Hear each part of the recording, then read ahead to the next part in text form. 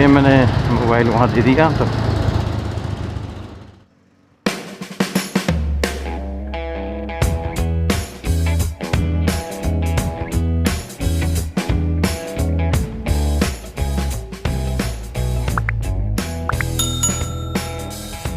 ऐसा कोई सवाल पूछने से पहले देख लीजिएगा। तजुर्बा बड़ी चीज़ होता है। और बाइक का शौक़ भी रखते हो, फिर आप इंजन आपने खोल डाला, आपने मुझे बताया आपने इंजन खोला है और आपको बेरिंग की ज़रूरत है, और ये बेरिंग कहाँ से मिलेगा? तो मतलब जब आपने इंजन खोल दिया है तो बेरिंग तो आपको हर हालत में पता होना चाहिए। ये क्रैंक के दोनों तरफ बेरिंग लगता है, ये सब आपको पता है इंजन खोलना। छोटी छोटी चीज़ें ये आप थोड़ा सा देखिएगा। और आपको एक चीज़ मैं बताऊं बहुत बड़ी कि तजुर्बे कैसे आते हैं।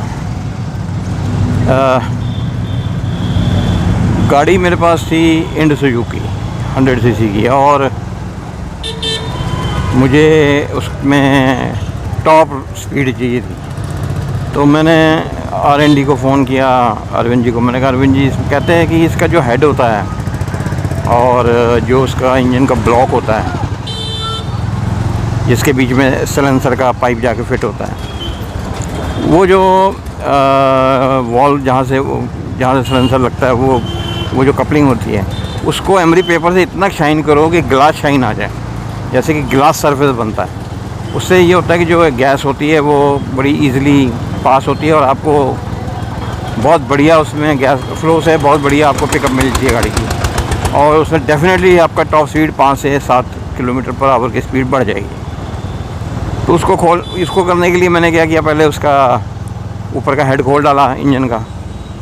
हालांकि मैं 1000 बार देखा कि कैसे खोलते हैं और कैसे करते हैं, पर मैंने प्रैक्टिकली खुद अकेले, ये मैं आपको सिर्फ बता रहा हूँ कि कैसे बेवकूफ़ियाँ होती हैं जो बाद में वो तजुर्बा बन जाता है।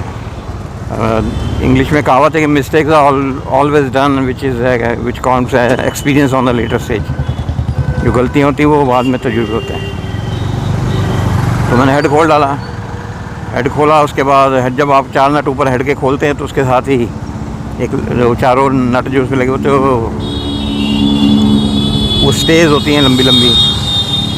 तो मैंने सिलेंसर खोला, उसको साफ़ करने के लिए मेरे को ब्लॉक बाहर निकालना था। मैंने ब्लॉक बाहर निकाल के ब्लॉक को उसका पे अच्छे से काम किया, हेड को साफ़ किया, ऊपर से कार्बन कुर्बन सारा निकाला। ब्लॉक का जो सिलेंसर पार्ट था उसको मैंने बड़ा डीप शाइन मारा, जैसे कि बढ़िया फ्लो हो जाए उसमें से एग्जॉस्ट का। उसके बाद जब मैंने उसको फिट किया तो ब्लॉक को जब आप फिट करते हो तो पहले पिस्टन पे रिंग चढ़ा लेते हैं और पिस्टन को खोल लेते हैं। एक्चुअली क्रैंक से अलग कर लेते हैं।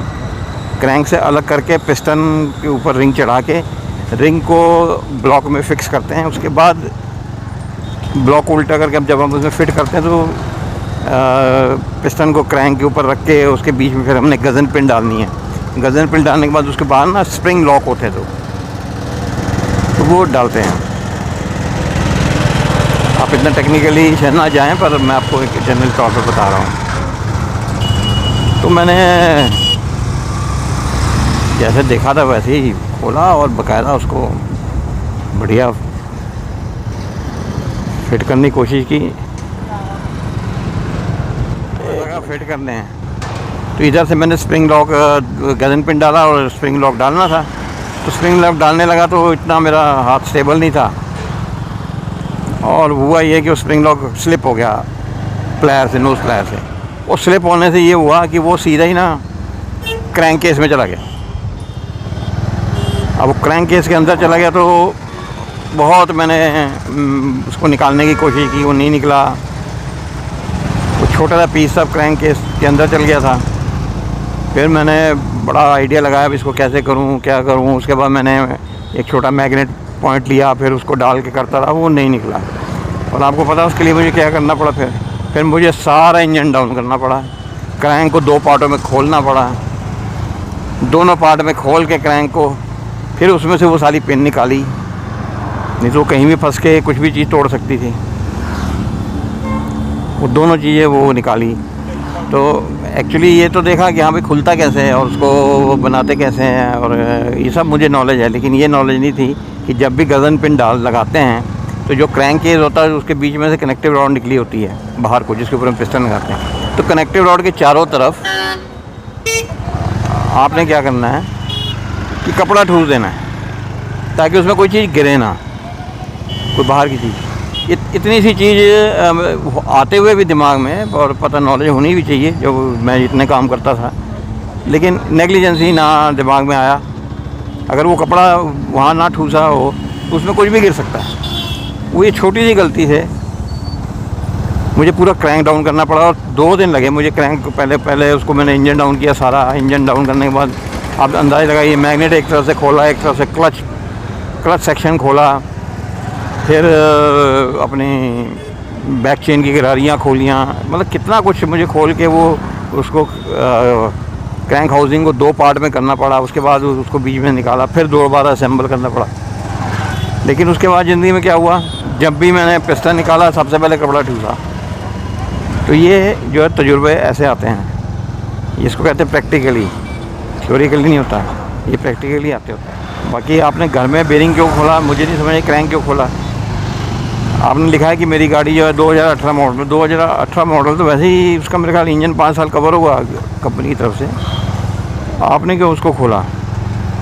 तो शायद हो सकता है आपने सेकंड हैंड परचेज़ किया हो, उसकी वारंटी ना क्लॉक होती हो, लेकिन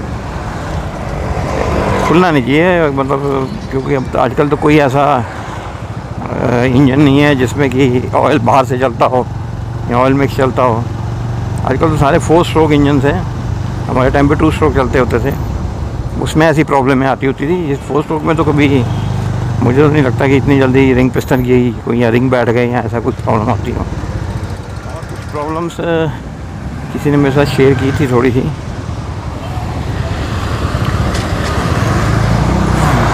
लेकिन मैं अपने पिछले 2 जो मैंने वीडियोस बनाई है उसमें मैंने प्रॉब्लम्स ही शेयर की आपसे, क्योंकि मैंने जो चैनल बनाया है ये एक्चुअली बनाया है this is for the technical support.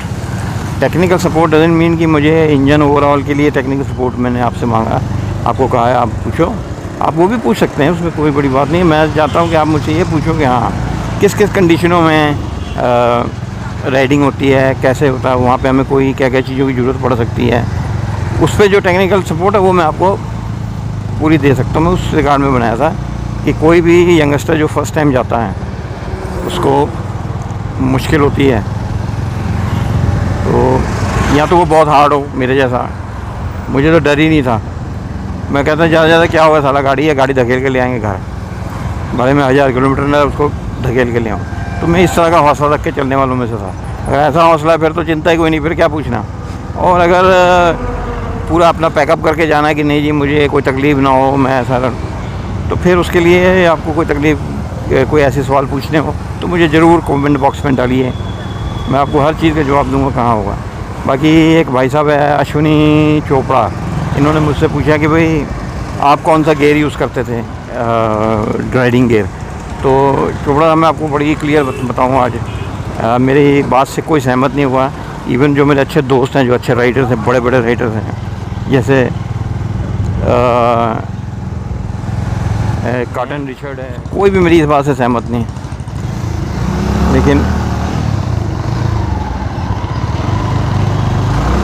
लेकिन मैं बताऊं आपको कि मैंने आज तक ज़िंदगी में कभी गियर पहन के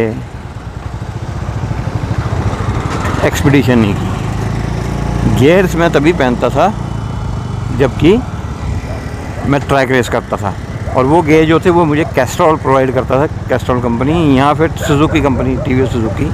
वो जो गियर थे वो कम से कम 1-1.5 लाख रुपए के होते थे। They are the actual gears. आजकल जो गियर जो जैकेट और ये पहन के लोग घूमते हैं, इसमें आप सोचिए कि 100 की स्पीड में अगर बंदा गिरे तो क्या उसमें सेफ्टी होगी? बिल्कुल नहीं, आपकी ना धज्जियाँ उड़ जाएंगी। तो इसको पहनने का कोई आइडिया नहीं है, ये एक सिर्फ शो ऑफ है, चोचले हैं अपने आप को दिखाने के, देखो मैं बहुत बड़ा राइडर हूँ, और कुछ नहीं है। मैंने कभी यूज़ नहीं किया। हाँ, मैं सिर्फ पहनता था तो भाई नी कैप और एल्बो कैप, ठीक है जी, और जो सबसे स्ट्रॉन्ग पार्ट होता है वो होता है हेलमेट। तो चलो वो तो एक बहुत एसेंशियल पार्ट है इसका। देखिए, अगर तो आप एक्सपीडिशन कर रहे हैं, लॉन्ग रूट पे जा रहे हैं और लेह लद्दाख जा रहे हैं जैसे ऐसे, मैं कभी नहीं एडवाइस करता कि जो राइडिंग है उसके लिए आप गियर पहनो। नो, आप सिर्फ उसके लिए अपनी सेफ्टी मेजर्स लो। अपने नीज़ में नी कैप पहनिए, एल्बो कैप पहनिए। और अभी मेरे पर हंसे वाली बात है, हंसाने वाली ये मैं देखा, कल मैं एक हैंडल के लिए किसी इंक्वायरी कर रहा था, पूछ रहा था, तो वो मुझे वो है कोई बुलेट जोन जनकपुरी में, तो वो मुझे कहते हैं हमारे पास सारा सामान होता है जी, हमारे पास तो डिहाइड्रेशन टैंक होता है जो हम पीठ के पीछे लगाते हैं, उसमें पानी भरा होता है, उसकी पाइप आपके मुंह में लगी होती है। तो मुझे ना हंसी आ गई। मैंने कहा वो किस लिए होता है? कहते हैं जी वो आपको अगर डिहाइड्रेशन हो जाए रास्ते में। तो मैंने कहा भाई जाना ज़रूरी है फिर? अगर ये इतना ही कमज़ोर इंसान है तो फिर उसने एक्सपीडिशन करना ज़रूर है, तो जो उसको डिहाइड्रेशन टैंक चाहिए। तो कैसी कैसी चीज़ें ये लोगों ने बना दी कि भाई इनके तो प्रोडक्ट बिकेंगे और जो शो ऑफ करते हैं वो ये सब चीज़ें लेके जाते हैं। तो मैं समझता हूँ कि गियर्स नहीं पहननी चाहिए। मेरे चीज़ों से आप सहमत नहीं होंगे, लेकिन सच्चाई यही है। आप सिर्फ अपनी सेफ्टी मेजर जहाँ जहाँ गियर वो पहनने के लिए होता है कि आपके नीज़ में के लिए और एल्बोस के लिए, और हेलमेट होना चाहिए आपके हेड की सेफ्टी के लिए। सेकेंडली, आप एक्सपीडिशन पे जा रहे हो, आप टूर के लिए जा रहे हो, लॉन्ग रूट पे जा रहे हो, आपको रेस करने जा रहे हो। मैं देखता हूँ लोग भगाते हुए जाते हैं, रेसिंग है। इट्स नॉट ए रेसिंग यार, इट्स रेसिंग करनी है तो ट्रैक पे जाओ यार, कोई ट्रैक स्पॉन्सर करो, उस पर करो रेसिंग। लो, मैं भी 206 किलोमीटर पर आवर की स्पीड से भगाता था वहाँ पे। गिरते थे तो मुझे तो पता भी नहीं होता था साला मैं कहाँ गिरा हूँ, कहाँ उठाऊँ। तो वहाँ रेस करो। ये आप सोचते हो कि मैं रोड पे करूँ या मैं एक्सपीडिशन में घूमने, एक्सपीडिशन में सबसे सेफ्टी मेजर्स लेके आराम से एंजॉय करते हुए, और गियर पहनने से क्या होता है यार मज़ा तो लेने जाते हो मौसम का, और ऊपर से इतनी शर्टें और ये और वो। और जब भी आप जाते हो गर्मियों के मौसम में, तो पहले तो हिल तक पहुँचते जो आपने 400-500 किलोमीटर घुमाना है गाड़ी, तब तक आपकी ना हालत हो जाती ख़राब, आप शक्ल से बेशक्ल हो जाते हो। ठीक है जी, पसीने से भरे हुए होते हैं, अंदर बदबू आ रही थी आपके शरीर से साली वो पसीने से। वहाँ जाके फिर आप जब ठंडक सी थोड़ी आती है, मतलब कितनी गंदगी में आप ट्रैवल करते हो। अरे जब घूमने जा रहे हैं यार तो मौसम का भी तो मज़ा लेना चाहिए। थोड़ा हाथ को ठंडक लगे, थोड़ी शरीर को गर्मी लगे, हवा लगे, तो भी तो मज़ा है। अपने बस सेफ्टी में देखा कि भाई एल्बो लगी है, मेरे नीज़ कैप है, गिरा भी तो, और गिरने वाली नौबत क्यों आए। आप उस हिसाब से गाड़ी चलाओ, स्लो स्पीड में जाओ, आराम से एंजॉय करते जाओ, मौसम को जगह देखते जाओ। आजकल तो बहुत बढ़िया काम है, जैसे मैं कर रहा हूँ, जाते हुए वीडियो बनाओ, ये करो। बस इसके लिए गियर की ज़रूरत नहीं होती। गियर्स होती हैं जब ट्रैक रेस के लिए, ये तो भाई बड़े बड़े अमीर लोगों ने चोचले बनाए। और जो एक्चुअल ट्रैक रेस के लिए भी गियर्स होती है वो कम से कम जो मिनिमम से मिनिमम 1.5 लाख के ऊपर होती हैं। और ये जो करोड़ बाग में बेचते फिरते हैं ना 11-11, 12-12 हज़ार के, इनकी वैल्यू 200-400 रुपये की भी नहीं होती है। इससे आपको कोई सेफ्टी नहीं मिलेगी। उल्टा जब आप ड्राइव करते हो ना, आपको एक जकड़न होती है कि हाँ भाई आप ना एक बड़े कंजस्टेड माहौल में ड्राइव करते हो, फ्री माहौल में ड्राइव नहीं करते। आप अपनी टी शर्ट्स या जीन्स हो, मैं तो जनरली जो राइड है उसमें मैं बैगी यूज़ करता हूँ। अपनी कार को, अपनी आर्मी में जब था मेरे पास कार्गोज़ है वहाँ की, cargo pant, loose pants use करता हूँ, लूज़ टी शर्ट यूज़ करता हूँ, और ताकि मौसम को मज़ा आए और फ्री हो के बंदा चलाए गाड़ी। वो इतने टाइट, पहले टी शर्ट पहनो, फिर इनर पहनो, फिर उसके ऊपर वो गियर पहन लो, तो फिर हेलमेट, फिर नी कैप, फिर बूट ऐसे बड़े बड़े। अरे ये हम राइड हम मज़ा लेने जा रहे हैं कि ये साला और नहीं भी एक्सीडेंट होना तो साला हो जाए। मतलब ये इतनी गर्मी से दिमाग गर्म हुआ हो, क्या ज़रूरत है। तो मैं यही एडवाइस करूँगा।